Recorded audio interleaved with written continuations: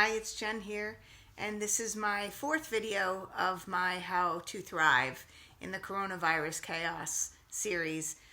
Today, and this is day one actually, for Monday right now where I'm shooting this, day one where my kids are home. Nobody's in school, everybody's at home, and there is chatter about there being a forced quarantine where people are being asked to stay in their house. There's some talk of that, at least in my state, in Massachusetts. So one of the big topics I think that I'm hearing a lot, and that today's topic is how do you keep your sanity with a house full of kids in quarantine? So how to remain sane while you are homebound and your routine gets changed. And the main thing is to keep a routine of some sort, because it's been shown that when people have a routine and they sort of have a schedule and they know what to expect and what's expected of them versus wide open space and time without structure, people seem to feel a little bit more secure. I know that kids with special needs and kids that have anxiety, routine and structure is very, very important for them. So maintaining as much of a routine and structure as possible is important. And one of the things that I have done is to discuss this with my kids and talk about how this is not a snow day. This is not vacation. There's going to be some online learning, just like I have some work to do online. I have clients that I'm seeing online. My kids are going to be doing some work online, and that's going to require us as parents being a little bit more present in their life to make sure that things are getting done. But in the same token, I think it's really important that we make sure that we have priorities as far as what is expected of them. For me, it's my kids, it's expected for them to move their bodies every day for at least 60 minutes every day. And it's expected for them to read every day to some degree, 30 minutes minimum. I expect them to do chores. So one of the things that I created is this chart for my kids. And basically, I break down, I say daily to do quarantines. And I say pick 1 to 2 things per category, because it's really important that kids feel like they have choices. When they feel like they're being told this is what you have to do, this is what is expected of you, they tend to resist. So the more choices we can give them, the better. But for writing, there's a couple of awesome writing things depending on the age of the kids. For little kids, there's this thing called storybirds.com, which is pictures, and you can pick a bunch of different pictures, and then you create a story based on these pictures, and you do it all online.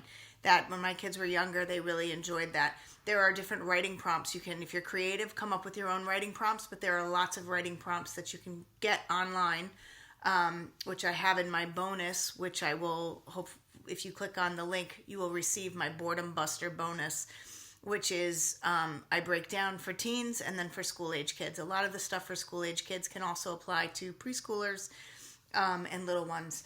But different, games, like for writing in English, I have Categories, Scrabble. I have a couple of different word search games. Creativity. I have a STEM box that I created that I made, which are basically a bunch of projects that stimulate the mind. It's science, technology, engineering, and mathematics. So there are a bunch of different projects. And I also, on my Boredom Busters, link a bunch of different, I list a bunch of different links that you can click onto to get different STEM projects that you can do at home.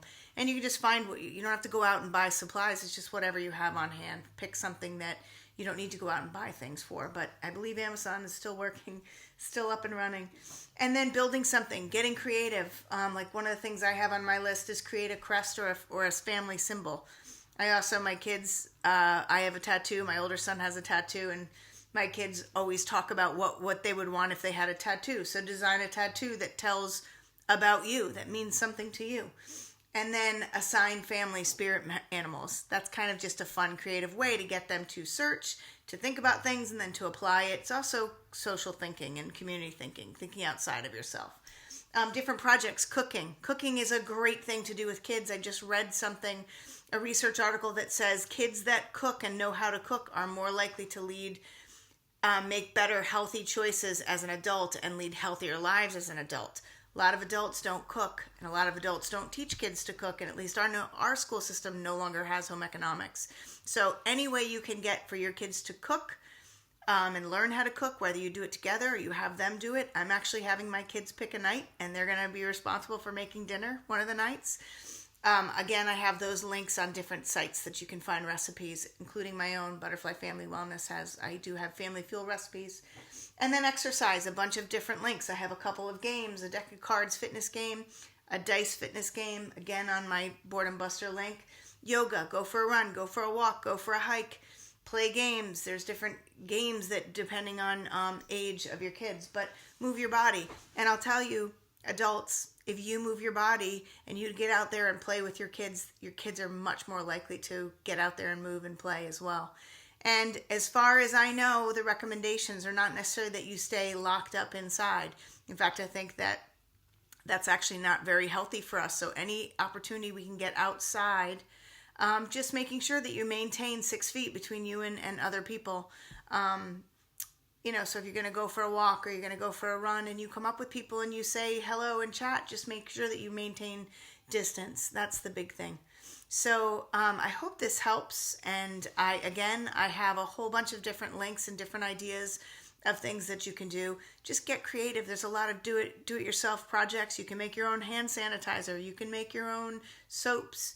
You can make candles. You can make all sorts of different things. Just look it up, get creative, and ask your kids, what would you like to do today? But give them routines and give them clear expectations, choices about what they can do for those expectations or those categories. Like for me, it's move every day, do something creative every day, practice their instrument every day, read every day, getting up at a reasonable time. I'm waking my kids up. I'm not letting them sleep all day. My teenagers will sleep all day long if I allow it. That's not going to help them with their structure and their routine. So different things like that. Hopefully this helps, but this is how you can maintain your sanity while you are all in quarantine. Okay, remember, you're setting the pace, you're setting the tone. So if you're sane, your kids will be more sane. When you're insane, your kids are going to be insane. Okay, be well, everyone. I hope this helps.